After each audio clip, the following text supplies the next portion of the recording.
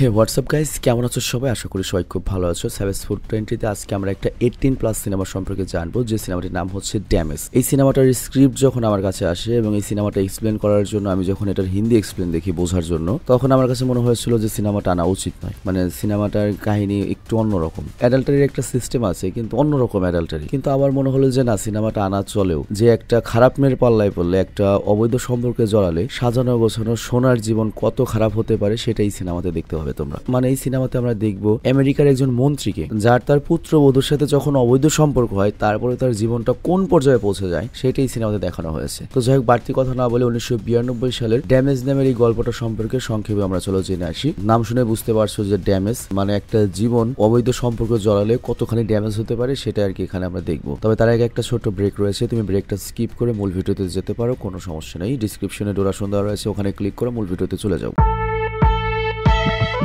Dharavi is one of the world's most heavily populated communities that plunges into utter darkness every day.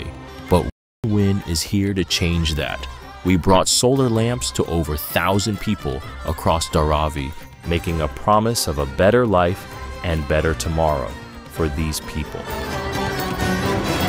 তো break শেষে আমরা মূল ভিডিওতে আসলাম। তো গল্পটি শুরু হয় স্টিভেন নামের একজন মানুষকে দেখিয়ে, যে আগে একজন ডক্টর ছিল, টাকা পয়সা হওয়ার পরে সে রাজনীতিতে প্রবেশ করে এবং বর্তমানে সে একজন ক্যাবিনেট মন্ত্রীও হয়ে গিয়েছে, মানে প্রতিমন্ত্রী হয়ে গিয়েছে। এবং স্টিভেন তার স্ত্রী ইনগ্রিড, ছোট মেয়ে স্যালি এবং বড় ছেলে মার্টিনের সাথে অনেক সুন্দর জীবন কাটাচ্ছে। সমাজে অনেক মান সম্মান, অনেক টাকা পয়সা, অনেক আনন্দের একটা জীবন। তো তার ছেলে একজন তরুণ সাংবাদিক, সে নিজের বাড়ির বাইরে থেকে কাজ করে। তো একদিন আমরা স্টিভেনকে একটা অফিস পার্টিতে যেতে দেখি, যেখানে অ্যানা একটা মেয়ের সাথে তার পরিচয় হয়। আর এখানেও লক্ষ্যে অ্যানা ছিল হচ্ছে তার ছেলে মার্টিনের গার্লফ্রেন্ড। তো অ্যানা নিজের পরিচয় দেয়, তাদের মধ্যে নর্মাল কোনো কথাবার্তা হয়। তবে এখানে অ্যানা এসে কিন্তু স্টিভেনের সাথে কথা বলে একজন মন্ত্রী হিসেবে, এবং অ্যানা নিজেকে পরিচয় দেয় একজন সাংবাদিক হিসেবে। মানে অ্যানা যে আবার ওর ছেলের গার্লফ্রেন্ড এই কথাটা বলেন আর কি। কিন্তু আমরা খেয়াল করি প্রথম দেখাতেই তারা একে অপরের প্রতি আকৃষ্ট হয়ে পড়ে এবং তাদের দুজনের মধ্যে একটা অদ্ভুত বন্ড তৈরি হয়, এটা বোঝাই যায়। সিরিয়াসলি পরকীয়া সম্পর্কগুলো এরকম প্রথম দেখাতেই লুচ্চামিতে যায় আর কি। তো যাই হোক, অ্যানার সঙ্গে দেখা হওয়ার পরই স্টিভেন পার্টি তার একদমই মনোযোগ দিতে পারছিল না এবং তার মন বারবার অ্যানার দিকে চলে যাচ্ছিল। সেম অবস্থা অ্যানারও ছিল। তো এইভাবেই কেটে যায় কয়েকদিন। আর এরপর একদিন মার্টিন করে কি, তার গার্লফ্রেন্ডকে নিয়ে লাঞ্চের জন্য আসে এবং তার পরিবারের সদস্যদের সাথে পরিচয় করায়। আর এখানে স্টিভেন আর অ্যানা এমন আচরণ করে যে এই প্রথম তারা একে অপরকে দেখছে। স্টিভেন যদিও অবাক হয়ে গিয়েছে যে এটাই ওর ছেলের গার্লফ্রেন্ড, তবে তারপরেও বুঝতে দেয় না। এবং স্টিভেন এবং অ্যানার মধ্যে একটা অদ্ভুত নীরবতা চলতে থাকে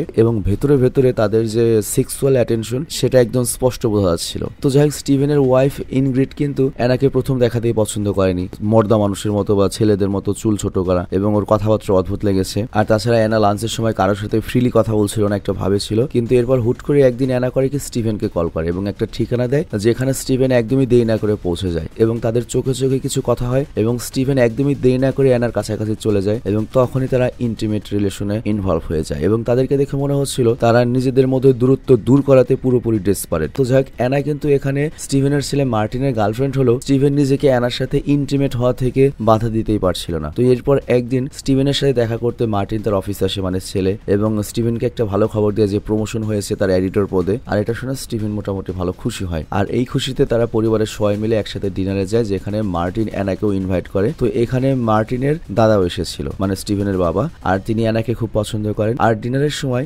ইনগ্রিড অ্যানাকে তার পরিবারের ব্যাপারে কিছু জিজ্ঞাসা করে, মানে শাশুড়ি বউকে। তো অ্যানা তখন জানে আমার পিতা একজন কূটনীতিবিদ ছিল, যে কারণে তাকে দেশের বিভিন্ন জায়গায় থাকতে হতো এবং অ্যানার একটা বয়ফ্রেন্ড ছিল, কিন্তু 3 বছর আগে তাদের ব্রেকআপ হয়েছে আর তারপর থেকে সে আমেরিকাতেই থাকছে। তো এখানে ইনগ্রিড তার পরিবারের সদস্যদের ব্যাপারে আরো জানতে চাইলে অ্যানা জানায় তার একটা ভাই ছিল, কিন্তু তার যখন বয়স 16 বছর ছিল সে আত্মহত্যা করেছে। আর ইনগ্রিড তখন জিজ্ঞাসা করে, মানে শাশুড়ি, সে কেন এমনটা করলো? অ্যানা বলে ভালোবাসার কারণে। আর এদিকে আমরা দেখি মার্টিন দেখে যে অ্যানা তার মায়ের সাথে কথোপকথনে কিছুটা অকওয়ার্ড হচ্ছে, মানে ওর মা অ্যানাকে অনেক বেশি প্রশ্ন করছে। তো এই জন্য সে আরো কিছু কাজ বাকি আছে বলে অ্যানাকে এখান থেকে নিয়ে যেতে চায় আর তারপর সে অ্যানাকে বাড়ি পর্যন্ত পৌঁছে দিতে চায়। আর এই দিকে স্টিভেন কিছু কাজের অজুহাত দেখিয়ে অ্যানার পেছন পেছন ওর বাড়ি পর্যন্ত যায়। আর মার্টিন চলে যাওয়ার পরে স্টিভেন করে কি অ্যানার কাছে যায় এবং বলে আমাদের তো কিছু একটা করতেই হবে, কারণ ডিনারের সময় আমি শুধুমাত্র তোমাকেই পেতে যাচ্ছিলাম, তোমাকে ছুতে চাইছিলাম, তোমাকে অনেক ভালোবাসতে চাইছিলাম। তো এই কথা শুনে অ্যানা বলে চিন্তা করো না, আমি সবসময় তোমার পাশে থাকবো। আর এরপর তারা একে অপরের সাথে আবারও ইন্টিমেট হয়। আর এখানে একটা কথা বলি, এই অ্যানা মেয়েটা যে কত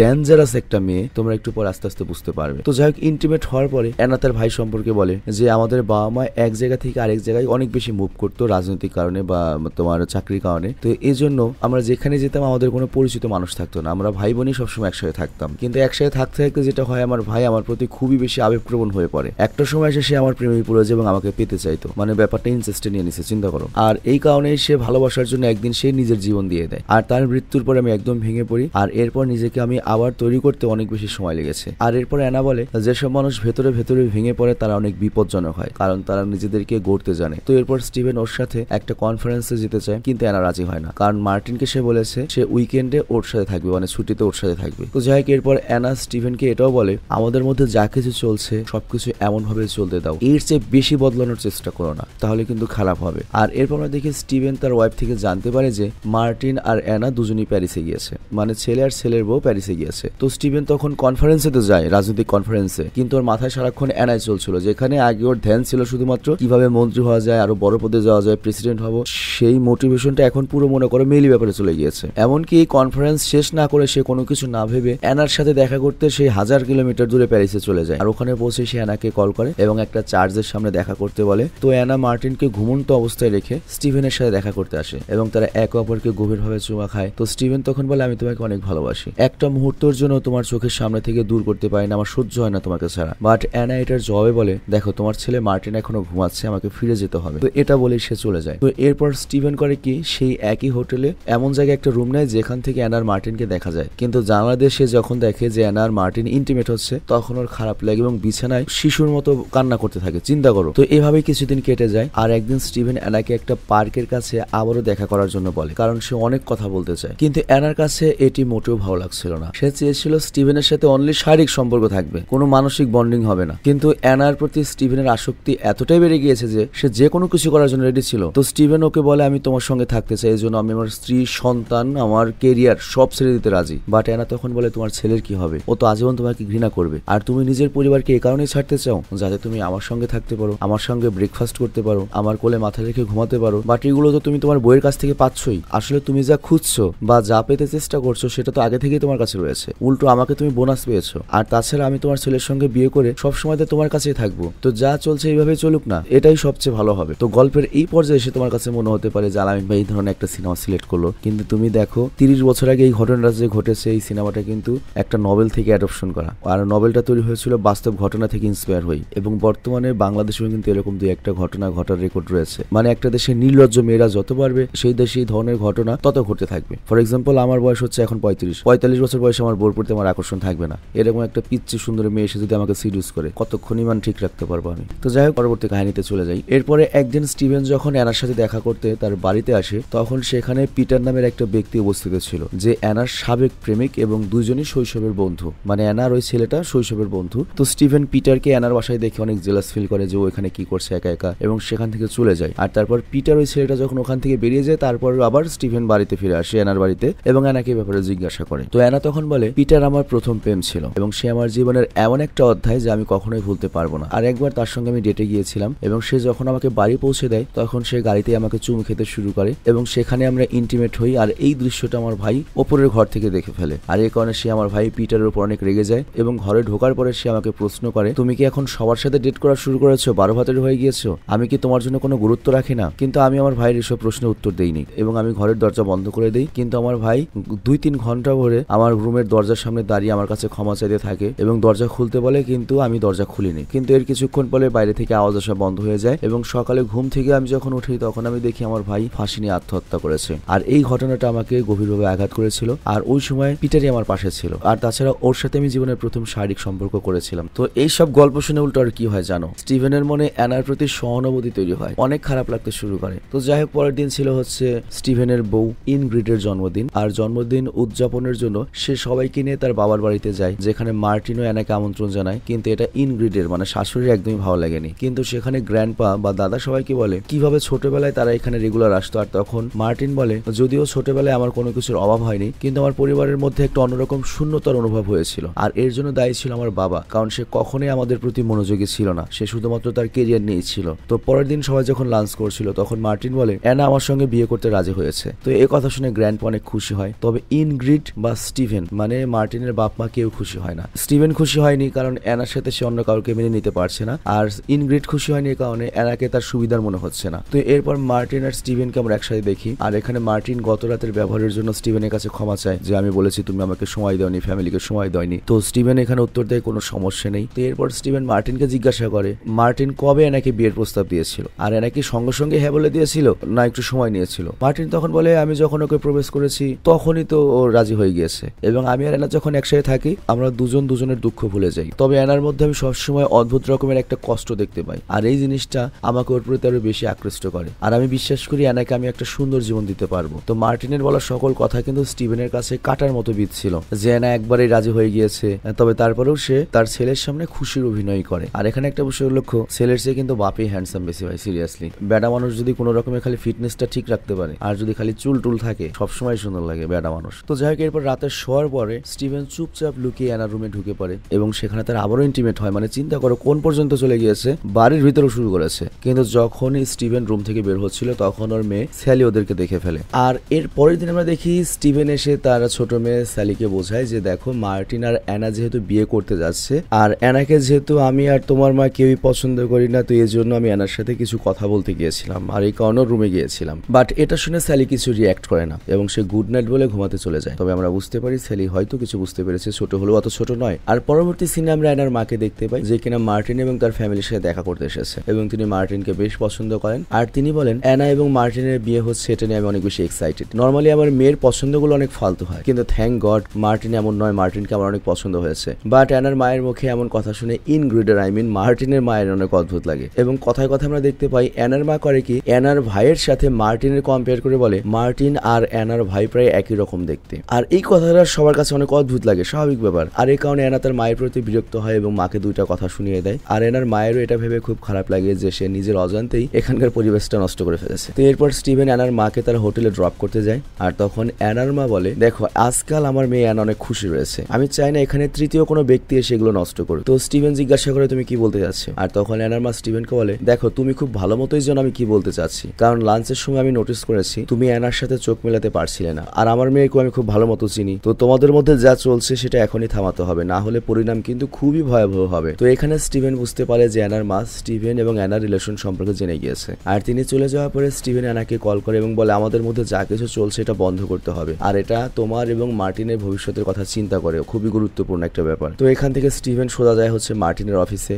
এবং সেখানে সে মার্টিনের ডেস্কে নিজের অ্যানার আর মার্টিনের একটা ছবি দেখে, আর তখন মার্টিন এসে তাকে বলে বাবা তুমি চাইলে এই ছবিটা নিজের কাছে রেখে দিতে পারো। বাট স্টিভেন তখন ক্ষমা চায় এবং বলে তুমি আমার সম্পর্কে পুরোপুরি ঠিকঠাক ভেবেছো, আমি কখনো আমার পরিবারের প্রতি গুরুত্ব দিতে পারিনি, সবসময় মনে করেছি আমি সবকিছু নিয়ন্ত্রণ করতে পারবো, কিন্তু ব্যাপারটা এমন ছিল না। কিন্তু তুমি অনেক দায়িত্বপরায়ণ হয়েছো, আর এর জন্য আমি তোমার মতো একটা সন্তান নিয়ে গর্বিত। তো এরপর আমরা স্টিভেনকে অনেকটা ডিপ্রেশনে দেখতে পাই, সে তার অফিসেই থাকে, মানে বুঝতেই পারছো অ্যানাকে ছেড়ে দিয়েছে। আর এইদিকে বাড়িতে পার্টি চলছিল, তখন তার স্ত্রী তাকে কল করে, বাট স্টিভেন বলে আমি আমার সহকর্মীদের সাথে গুরুত্বপূর্ণ একটা মিটিং করছি তাই আসতে পারছি না। বাট ইনগ্রেড বুঝে যায় স্টিভেন মিথ্যা বলছে, কারণ স্টিভেনের সকল কলিগরা তো এই পার্টির মধ্যে রয়েছে। আর পরবর্তীতে আমরা জানতে পারি স্টিভেনের প্রমোশন হয়েছে, সে বর্তমানে হেলথ ডিপার্টমেন্টের মিনিস্ট্রি পাবে, মানে স্বাস্থ্যমন্ত্রী হবে। কত বড় একটা পদ, তবে তারপর সে খুশি নয়। আর এই অবস্থা দেখে ইনগ্রিড তাকে মন খারাপের কারণ জিজ্ঞেস করলে স্টিভেন তাকে বলে আমি নিজেও জানি না আমার সাথে কি হচ্ছে। তো স্টিভেনের মুখে এমন কথা শুনে ইনগ্রিড আপসেট হয়ে যায়, সেখান থেকে চলে যায়। আর এখানে লক্ষ্য স্টিভেন আবারও অ্যানার প্রেমে এতখানি পাগল হয়ে যায় যে সে পুরোপুরি মনে করে ডেসপারেট হয়ে যায়, এবং সে তার মন্ত্রিত্বের পাশাপাশি পরিবারকেও ছেড়ে দিতে প্রস্তুত হয়ে যায়। মানে একটু আগেই কিন্তু ওর মন চেঞ্জ হয়ে গিয়েছিল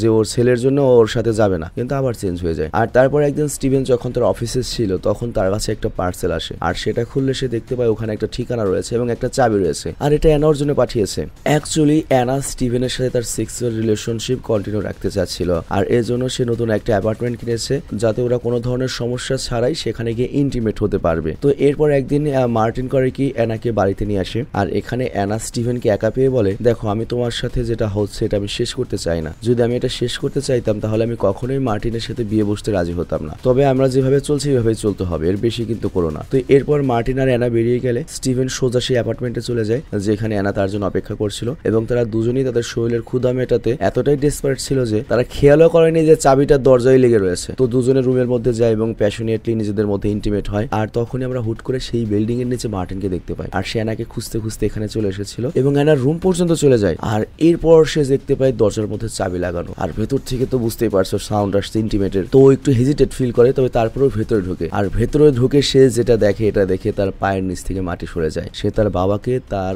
হবু বউয়ের সাথে এই অবস্থায় দেখতে পায় এবং মার্টিনের মাথা পুরো কাজ করা বন্ধ করে যায় এবং সে নিজের চোখকে বিশ্বাস করতে পারছিল না। তো স্টিভেন মার্টিনকে বোঝানোর চেষ্টা করে, কিন্তু মার্টিন রেগে যখন সেখান থেকে পিছিয়ে বেরিয়ে আসতে যায়, মানে এত বড় শখে মার্টিনের মনোযোগ থাকে না এবং সে স্লিপ করে সিঁড়ি থেকে নিচে পড়ে যায় এবং সেখানেই মারা যায়। আর স্টিভেন এটা দেখে ওই বিনা কাপড় অবস্থায় দৌড়ে মার্টিনের কাছে আসে এবং জড়িয়ে ধরে কান্নাকাটি করতে থাকে। কিছুক্ষণ পর পুলিশ আসে, আর যেহেতু স্টিভেন একজন মিনিস্টার ছিল এই জন্য এই ঘটনা আগুনের ফুলকির মতো চারপাশে ছড়িয়ে পড়ে, মিডিয়াতে অনেক বদনাম হয়। আর অ্যানা মার্টিনের মৃত্যুতে দুঃখ পেয়েছে, কিন্তু সে চুপচাপ রুম থেকে বের হয়ে কোথাও চলে যায়। তো ওই রাতে স্টিভেন যখন বাড়ি আসে, সে ইনগ্রিডকে আহত অবস্থায় দেখতে পায়, মানে তার বউকে। অ্যাকচুয়ালি ওর বউ এই দুঃখ সহ্য করতে পারছিল না, নিজের এত বড় একটা সন্তান সে মারা গিয়েছে, তার উপর আবার কিছুর জন্য সন্তানের বউয়ের সাথে তার হাজবেন্ডের মনে করো অবৈধ সম্পর্ক। তো এই জন্য সে নিজেকে আঘাত করেছে। আর সে স্টিভেনকে বলে মার্টিন তো অ্যানার নতুন অ্যাপার্টমেন্ট সম্পর্কে জানতেও না, সেই ঘরের মালিকই কল করেছিল, এই কারণে মার্টিন সেখানে গিয়েছিল। তো মার্টিন যদি এগুলো না জানতো তাহলে হয়তো আমার ছেলে বেঁচে থাকতো, কিন্তু তুমি আমাকে আর আমার ছেলেকে ধোকা দিয়ে যেতে।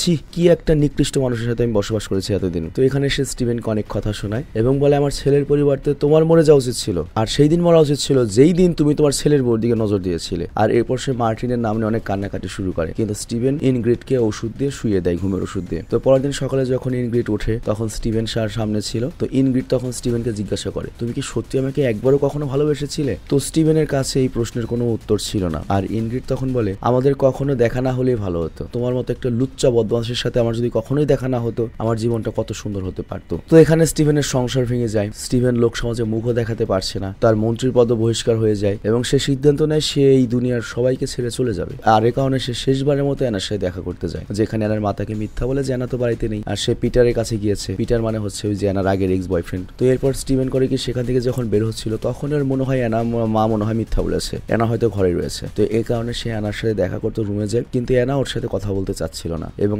আপসেট হয়ে তখন স্টিভেন সেখান থেকে চলে আসে। আর এরপর আমাদের 5-7 বছর পরের কাহিনী দেখানো হয়, যেখানে আমরা দেখতে পাই স্টিভেন এত ধনী এত অ্যাচিভমেন্টের একটা লোক ছিল, সে সবকিছু ছেড়ে দিয়ে একটা বস্তিতে শিফট হয়েছে, একবারে নর্মাল জীবন কাটাচ্ছে, কারণ তার মুখ দেখানোর মতো জায়গা নেই, নিজের পরিচয় নেই, বাজার মতো কোনো সিস্টেম নেই, এমন একটা জায়গায় এসেছে যেখানে কেউ তাকে চিনবে না। তো স্টিভেন এখানে আমাদেরকে বলতে থাকে ভালোবাসার চেয়ে সুন্দর জিনিস এই পৃথিবীতে নেই, কিন্তু ভালোবাসার মতো ডেঞ্জারাস জিনিসও এই পৃথিবীতে নেই। আর সে এখনো তার ছেলে এবং অ্যানাকে অনেক মনে করে। আর এরপর আমরা দেখতে পাই স্টিভেন তার ছেলে মার্টিনের দেওয়া সেই ছবিটাকে অনেক বড় করে দেয়ালে টাঙিয়ে রেখেছে এবং বর্তমানে সে ওই ছবিটা দেখতে দেখতেই সময় কাটায় এবং সে বলে শেষবারের মতো আমি যখন অ্যানাকে দেখেছিলাম তখন অ্যানা আর পিটার একসাথে ছিল, ওদের হাতে একটা বাচ্চা ছিল, ওদের অনেক দেখে খুশি মনে হচ্ছিল, দেখে মনে হয়েছে যে ও লাইফে মুভ অন করেছে, না ওর মার্টিনের কথা মনে আছে না আমার কথা। কিন্তু আমি ভেবেছিলাম অ্যানা হয়তো বাকি মেয়েদের মতো নয়, কিন্তু আমি ভুলছিলাম, অ্যানাও বাকি মেয়েদের মতো, সেও আমাকে আর আমার ছেলেকে ইউজ করে গিয়েছে। আর এখানে এই সিনেমাটা শেষ হয়ে যায়। তো যাই হোক, এটাই ছিল ড্যামেজ সিনেমার পুরো গল্প। এই জায়গাটাতে স্টিভেন মূলত অ্যানা যে স্টিভেনকে গুরুত্ব দিয়েছে বা আকর্ষিত করেছে শারীরিক যৌন চাহিদার জন্য, মানে স্টিভেন একটা মন্ত্রী, এত বড় একটা পার্সন, বড় মানুষের প্রতি তো এমনি মানুষের একটু বুঝইতে আকর্ষণ থাকে, যেমন টিচারদের প্রতি ছাত্রীদের একটু বেশি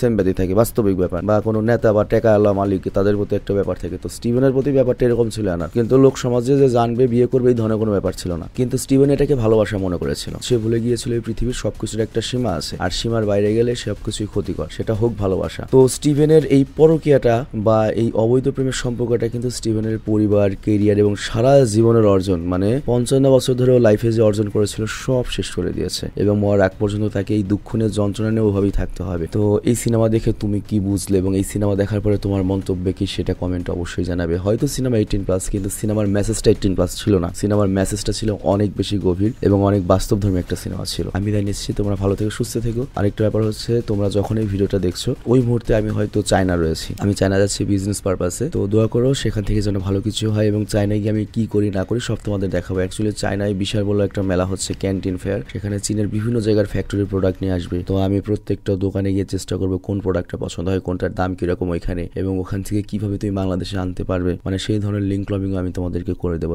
যাতে আমার ওই ভ্লগটা দেখতে দেখতে তোমরা ক্রিন্স কিছু না শিখো, অন্তত বিজনেস শিখতে পারো বা বাড়তি কোনো আইডিয়া আসে। কারণ আমাদের বর্তমান জেনারেশন সবাই খালি সেলিব্রিটি, ইউটিউবার, ফেসবুকার হতে চায়, কিন্তু এখন আর সেই দিন নেই যে তুমি ইউটিউব ফেসবুক করে লাইফে কেরিয়ার করতে পারবে। কিন্তু বিজনেস যে জিনিসটা সেটা সিজনাল কোনো ব্যাপার না, এটা সব সময় থাকবে। অন্যান্য যে কেরিয়ার ব্যাপারটা রয়েছে এটা সব সময় থাকবে, কিন্তু যেটাই করো সেটা যদি ভালো মতো করতে পারো তাহলে জীবনে প্রতিষ্ঠিত হতে পারবে। যেমন অপু বা মামুন, ওরা ক্রিন্স করুক যা মনে হয় তাই করুক, যেভাবেই করুক ওরা কিন্তু অ্যাচিভ করেছে। ওদের মতো কোটি কোটি পোলাপান কিন্তু টিকটক করে, সবাই কিন্তু ওদের মতো একটা অ্যাচিভমেন্টে যেতে পারেনি, তার মানে ওরা ওটা মাস্টার করেছে, ভালো পেরেছে। তো তোমরা যেটাই করো সেটা ফোকাস নিয়ে করো, আর লেখাপড়ার মধ্যে কিন্তু বাড়তি কোনো মাথায় প্রেশার নিও না। আমি খুব ভালো একটা টাইমে জন্মগ্রহণ করেছি, করেছিলাম। আগে মনে করতাম বেশি আগে জন্ম নিয়েছি, কিন্তু এখন মনে হয় ঠিক টাইমে জন্ম নিয়েছি। কারণ এখন যদি আমি হাই স্কুলে পড়তাম তাহলে আমার পড়ালেখাই হতো না। আমার এখনই ওই যে অমুক দেখতাম যে ইউটিউবিং করে আইফোন কিনছে, ট্রেডিং করে সিএসআর কিনছে, আমার পড়ালেখাই হতো না। আমার ব্রেনটা ওইদিকে চলে যেত, দুইটার একটা হতো না। ভাগ্য ভালো আমি আগেকার মানুষ, 2007-এ এসএসসি পাস করেছি, 9 এইচএসসি পাস করেছি, 14-তে গ্রাজুয়েশন কমপ্লিট করেছি। তার 5 বছর পরে আমি ইউটিউবিং এসেছি, যার জন্য আমি পড়ালেখাটা শেষ করার সুযোগ পেয়েছি। কিন্তু তোমরা যদি এখনই অতিরিক্ত বেশি মানে টাকা কামানোর দিকে ধাবিত হও, তাহলে এটা কিন্তু পড়ালেখায় ব্যাপক একটা ধাক্কা করতে পারে। তো যাই হোক, আমি বিদায় নিচ্ছি, তোমরা ভালো থেকে সুস্থ থেকো। এবং আমি চাইনায় গিয়ে কি করি না করি এই সবগুলো আমি তোমাদেরকে আপডেট করতে থাকবো। আমি আমার পেজটার লিঙ্ক দিয়ে দিচ্ছি, ওই পেজটাতে কিন্তু মনিটাইজেশনও নেই, কোনো টাকাও আসবে না, কিন্তু আমি তোমাদের সাথে কানেক্টেড থাকার জন্য ওই পেজটা আমি গ্রো করবো। এবং পরে যে কাজে লাগতে পারে ওই পেজটা, সেটা হচ্ছে ধরো আমি যদি কোনো প্রোডাক্ট আনি সরাসরি তোমাদেরকে দেখাতে পারবো, এটা আমার কাছ থেকে কালেক্ট করতে পারবে, এরকম একটা ব্যাপার আর কি। তো যাই হোক, আমি বিদায় নিচ্ছি, ভালো থেকে সুস্থ থেকো, টেক কেয়ার, আল্লাহ হাফেজ।